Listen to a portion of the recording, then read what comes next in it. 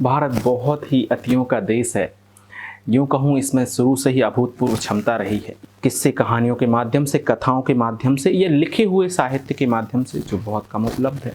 तो उन्होंने जो कथाएं गढ़ी, जो साहित्य गढ़ा, वो बहुआयामी था।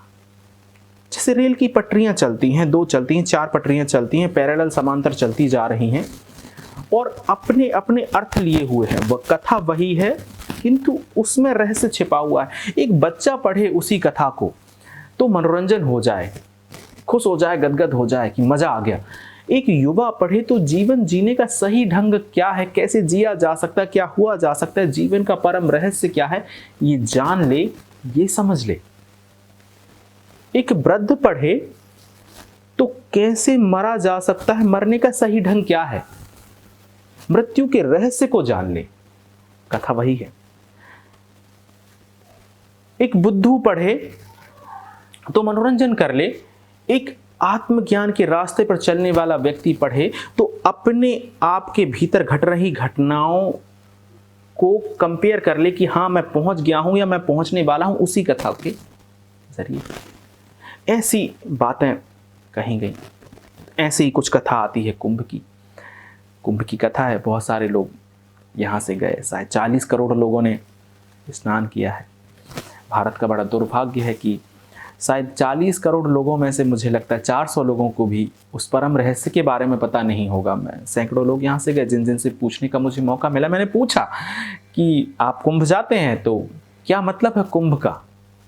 कहते मतलब हमें पता नहीं। हर किसी का बस यही जवाब था, बस लोग जा रहे हैं और 12 साल बाद फिर मौका आएगा तो हम सोचते हैं कि हम भी चले। लोग जा रहे हैं इसलिए। भारत इस मामले में बड़ा दुर्भाग्यशाली है कि यहाँ इंसान का व्यक्तित्व तो भेड़ चाल जैसा हो गया है।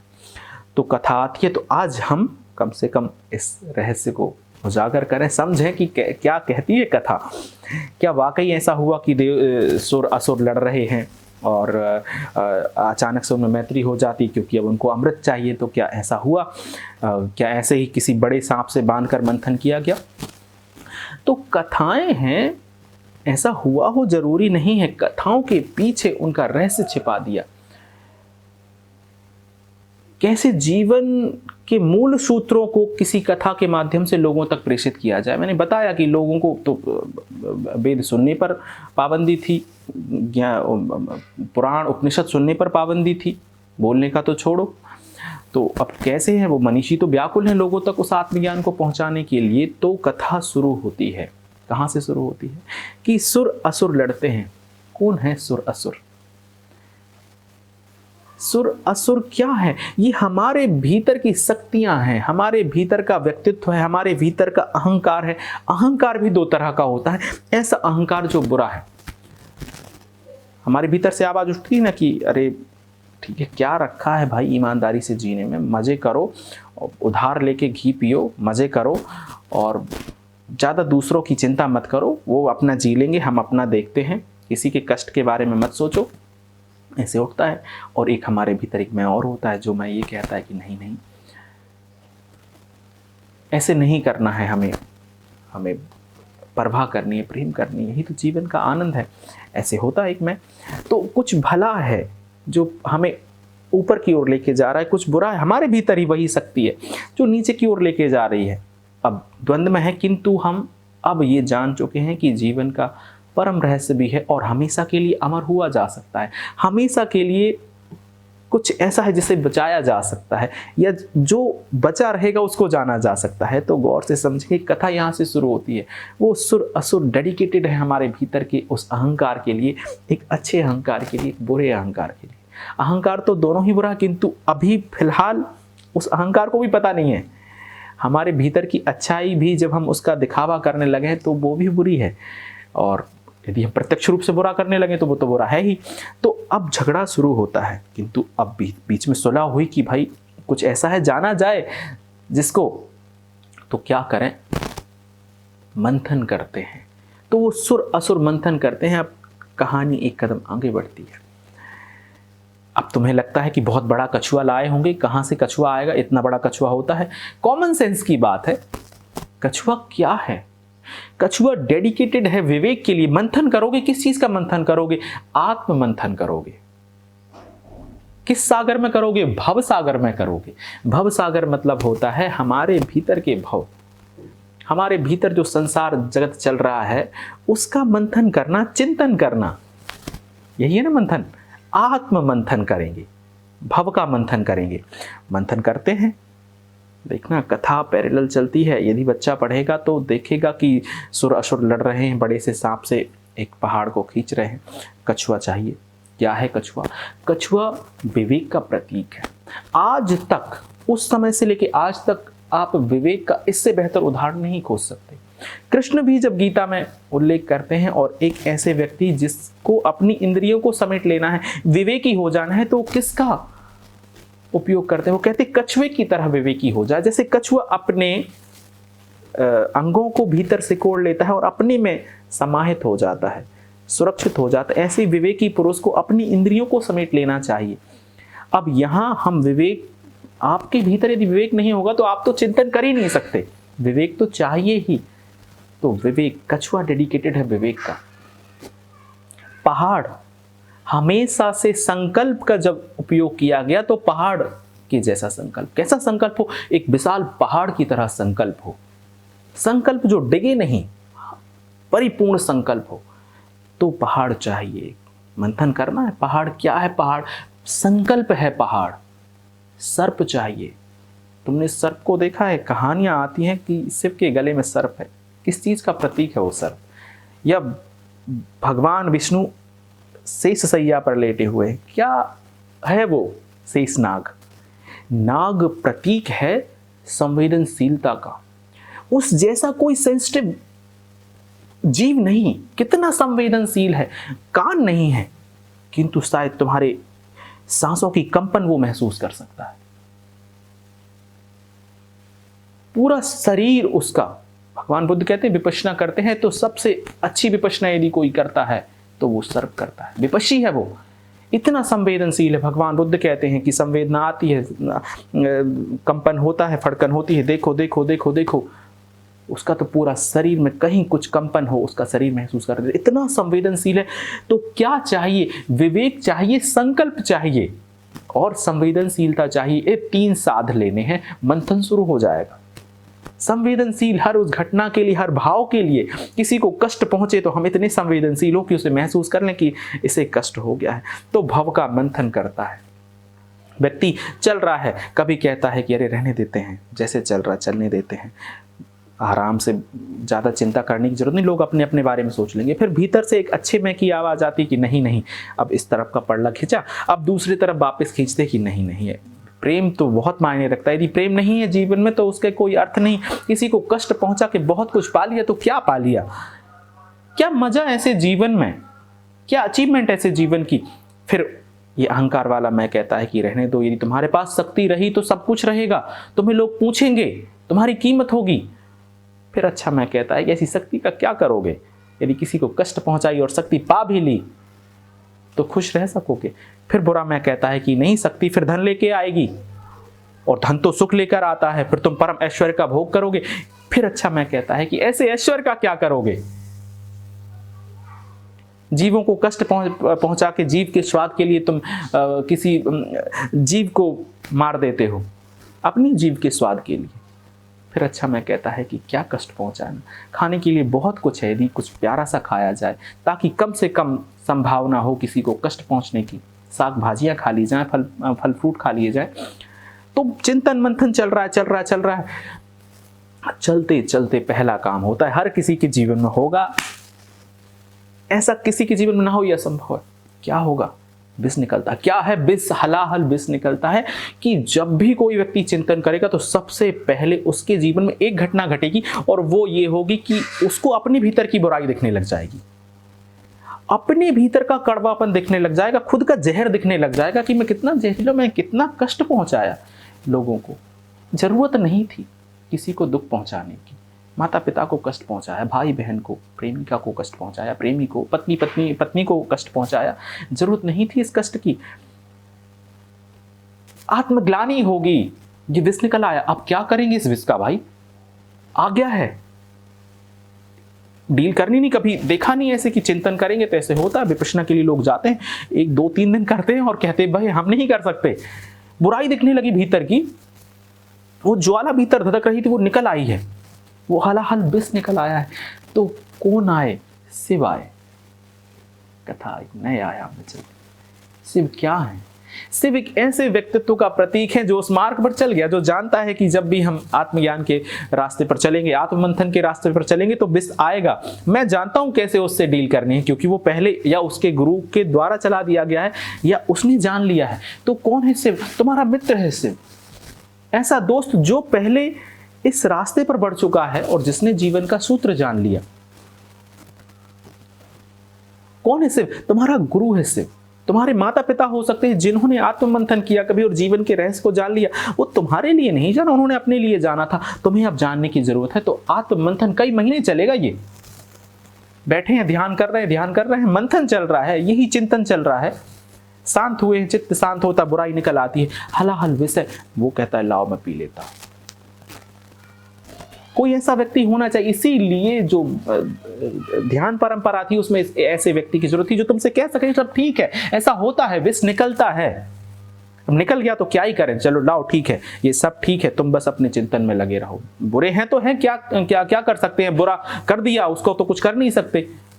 किंतु अब हम बुरा नहीं करेंगे, किसी को कष्ट नहीं पहुंचाएंगे, दुख नहीं पहुंचाएंगे, अनंत प्रेम करेंगे, करुणा करेंगे। ऐसे वो बोलता है तुमसे, तुम आश्वस्त हो जाते हो कि हाँ ठीक है। वो कहता मैं चला हूं, मेरे साथ भी ऐसा हुआ था। वो शिव व्यक्तित्व प्रतीक है ऐसे व्यक्तित्व का जो पहले उस रास्ते पर चल गया और पहुंच गया, आत्मज्ञानी हो गया, जिसका मंथन पूरा हो गया है, जिसका चिंतन पूरा हो गया है, जिसने जीवन के परम रहस्य को जान लिया है उसी रास्ते पर चल करके। तो हो गया, हलाहल विष निकल गया। अब परेशानी चालू होती है। क्या परेशानी चालू होती है? जो भी व्यक्ति ध्यान करेगा, चिंतन करेगा, मनन करेगा तो देखेगा जीवन में कि अब चूंकि चित्त शांत हो गया, उसके फैसले अच्छे हो गए हैं। बिजनेस करता था तो बिजनेस इतना बेहतर चलने लगा कि धन की वर्षा होने लगी। क्या निकलने लगा? मणि माणिक के निकलने लगे। जब भी तुम्हारा चित्त शांत होगा तो जीवन में बहुत सारी संभावनाएं बढ़ जाती हैं।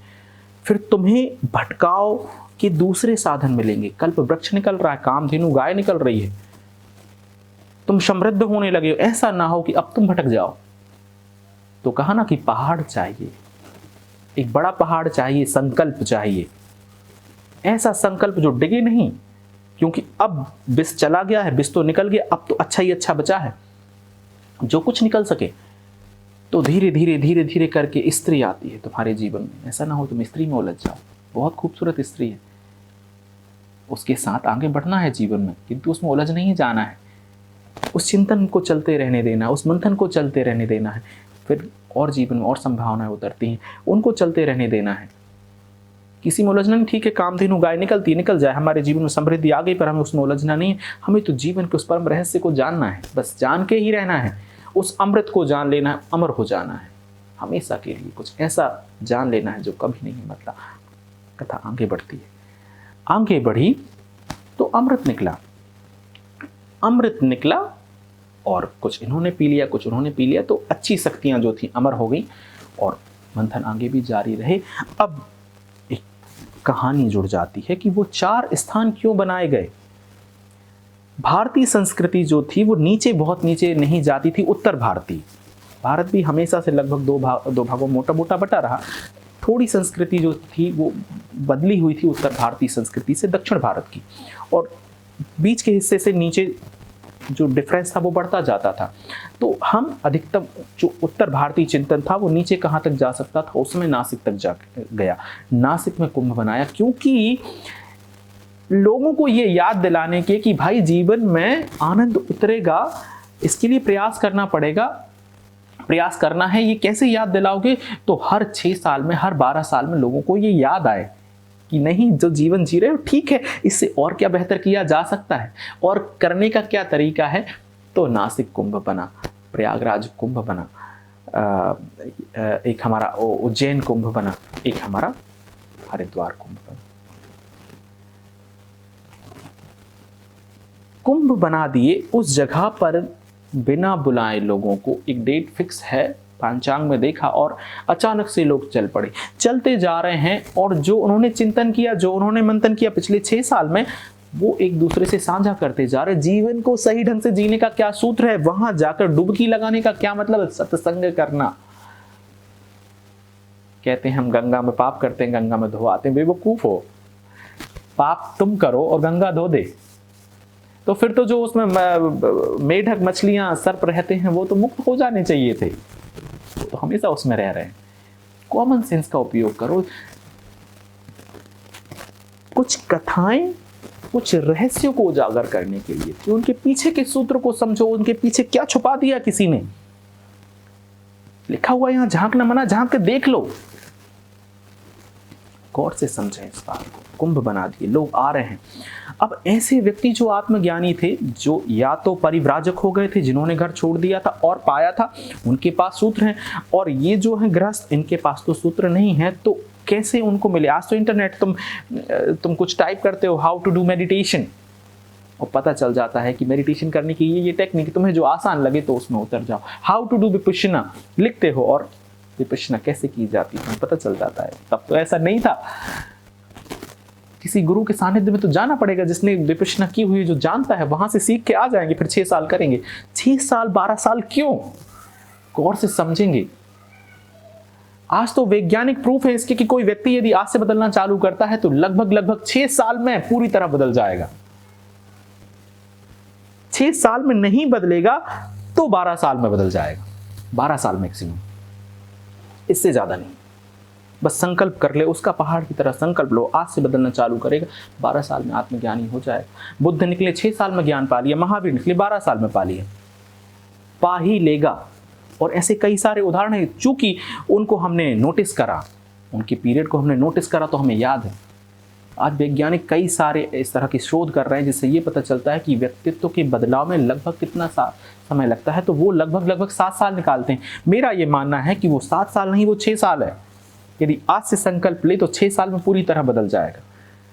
तो 6 साल में अर्धकुंभ यहां से चालू करेगा, अर्धकुंभ तक ज्ञान को प्राप्त कर लेगा, शांति को प्राप्त कर लेगा। ज्ञान का क्या ही मतलब है, जीवन के सूत्र को समझ लेगा, जान लेगा कि ऐसे जिया जाता है, बस बात खत्म हो गई।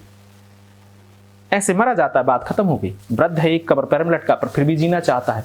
महत्वाकांक्षा है कि खत्म होने का नाम ही नहीं लेती। इतना जी लिया ये आदमी, अभी और जीना चाहता है। 70-80 साल जी लिया, बस खाली करो, जाओ घर। यहां घर बनाने की जरूरत नहीं है, ये घर नहीं है। किसी गेस्ट रूम में रुकते हैं तो क्या वहां घर बना लेते? नहीं, रुकते हैं भाई, अच्छे से रहते हैं, 2-4 लोगों से मिलते हैं, बातें कर लेते हैं, कुछ हंसी मजाक हो जाती है। हंसी बा खेली बा धरी बा ध्यानम, पूरक कहते हैं। हंस लिए, खेल लिए, बोल लिए, मजे कर लिए, यही तो ध्यान है। ध्यान कर लिया, चित्त को शांत कर लिया, जीवन में किसी को कष्ट दिया नहीं। किसी ने कष्ट दिया तो माफ कर दिया, क्षमा कर दिया, 7 बार कर दिया, 70 बार कर दिया, 700 बार कर दिया क्षमा। अनंत प्रेम किया, प्रेम करते ही चले गए। जीवन का सूत्र जान लिया। ये है कुंभ। कुंभ डेडिकेटेड है, हमारी नाभि में कुछ ऊर्जा है जो अचानक से फूट पड़े। कभी भी आप देखेंगे कि नाभि के हमारे जो केंद्र है वहां के बिंदु को कहते हैं तांदेन। भारतीय परंपरा में कई जगह पर इसका उल्लेख मिलता है कुंभ के नाम से। यही तो है कुंभ। अपने भीतर के कुंभ को जान लेना, मंथन करना, भीतर चिंतन करना। आपने प्रश्न करा था, उसके लिए बहुत धन्यवाद। आप सभी के भीतर उपस्थित परमात्मा को मेरा प्रणाम स्वीकार करें।